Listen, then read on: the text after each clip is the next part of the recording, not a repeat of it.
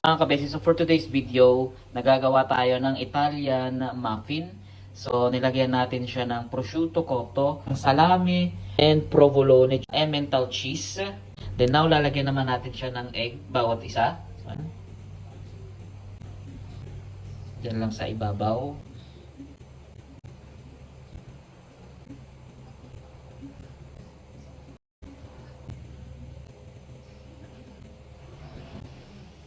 So, ayan, nalagyan na natin lahat.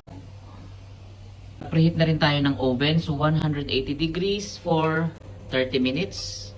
So, ilagay na natin ang ating muffin. Ayan.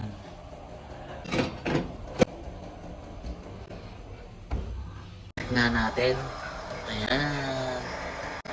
So, umalsa na siya. Oh. Ayan. Check natin kung luto na. So, meron tayong stick. Ayan. Kung meron pa siyang nadigat. So, another mga 5 minutes. Hindi pa siya luto.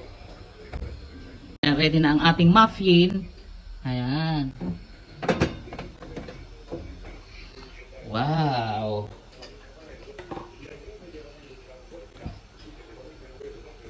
Kabeshi, luto na ang ating muffin.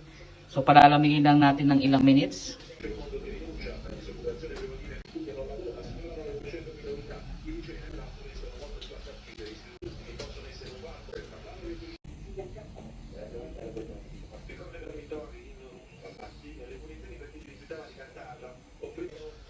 And then, kain na po tayo. Bon appetito. Ciao!